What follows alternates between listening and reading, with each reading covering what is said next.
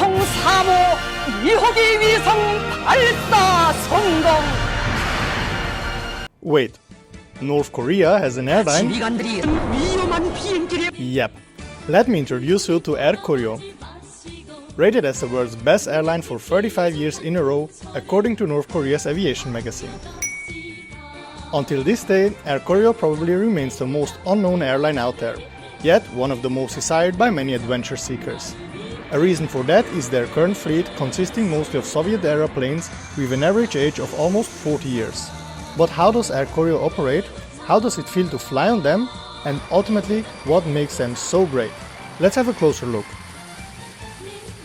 Founded in the 50s, the flag carrier of the Democratic People's Republic of Korea was born.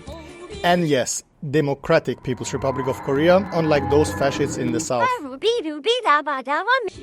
Under the name of SOKAO Soviet Korean Airlines, the newly founded carrier connected Pyongyang with the motherland.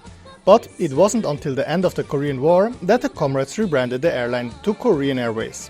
First, they started with a modest fleet including the Lisunov Il-18, Antonov AN-2 and Ilyushin Il-14. However, the 1960s saw the addition of more Soviet classics, the Ilyushin Il-14 and Il-18.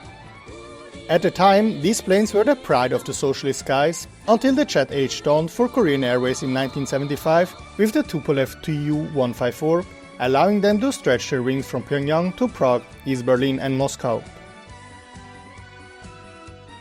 Though these jets needed a pit stop in Irkutsk and Novosibirsk, due to their limited range, it was a big leap for the airline. But Air Koryo was on the rise, and soon they expanded their fleet with the luxurious Ilyushin 62, allowing non-stop flights to Moscow and even exotic destinations like Sofia and Belgrade. Imagine eating kimchi with North Korean generals, then flying on a Soviet jet over to Belgrade to drink a couple glasses of rakia with Tito himself. Different times. Post-Cold War, things got bumpy. Initially, the international routes weren't impacted instantly, and in 1992 they rebranded from Korean Airways to Air Koryo. And they were offering flights to Vladivostok, Macau, Beijing, Moscow, Bangkok, Berlin and Sofia. The 90s saw them buying Ilyushin Il-76 for cargo, keeping the North Korean exports flying high. However, with the many UN, US and EU sanctions in the 2000s, maintaining its international routes became increasingly difficult. Along with being basically banned from most international airspace, the biggest problem became the issue of not being able to buy new planes or even spare parts. By the way, if you're interested to know what it feels like to fly random and unusual airlines around the world, feel free to check out my other videos. So, for Air Koryo, there is currently no other option than to maintain their 40-year-old fleet as best as they can, and to be honest, they're doing quite a good job with that. Many of their aircrafts are the last airworthy models of their kind in the world, showcasing a unique dedication to maintenance and preservation. Currently, the fleet of Air Koryo consists of two Antonov AN-148-100B, two Ilyushin Il-62, one tupolev Tu-204-100B, and one tupolev Tu-204-300. However, most North Koreans remain excluded from international flights. They love their country so much that the authorities make extra sure nobody accidentally leaves.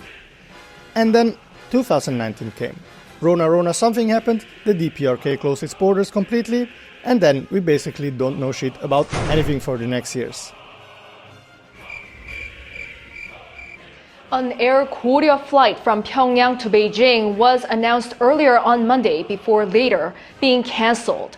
The flight information was shown on the display system at Beijing Capital International Airport, but at around 11:50 a.m., 2 hours after it was due to land in Beijing, the terminal signboard showed that the flight had been cancelled. No explanation was given. It was due to be the first commercial flight by North Korea's state-owned flag carrier in over 3 years. Finally, in 2023, international flights on the Tu-204 have resumed, but currently there is no confirmed information whether the other planes are currently still active or not. Since Air Koryo is the only one-star rated airline in the world, I was really keen to know how bad Air Koryo actually is. Unfortunately, for nationals of most countries, entry to North Korea is still not possible, so we have to rely on footage from other trip reporters.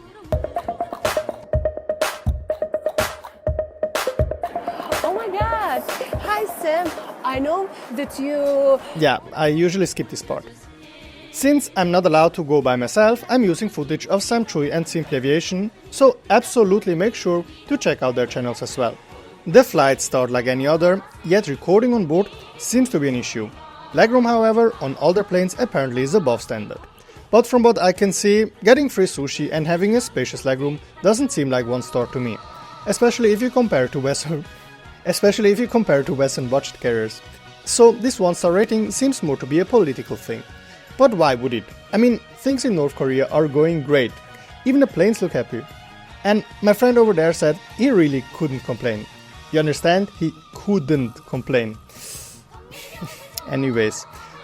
Obviously, Air Koryo can't be compared to well-established international carriers like Singapore Airlines, Emirates or Delta, and I'm sure life in North Korea sucks big time. But from the perspective of an aviation lover, an airline that allows you to fly on the last planes of its kind and being thrown back in another area seems like a great airline. Another unusual airline is Myanmar International Airlines. Check out my trip report here, thanks for watching and see you soon.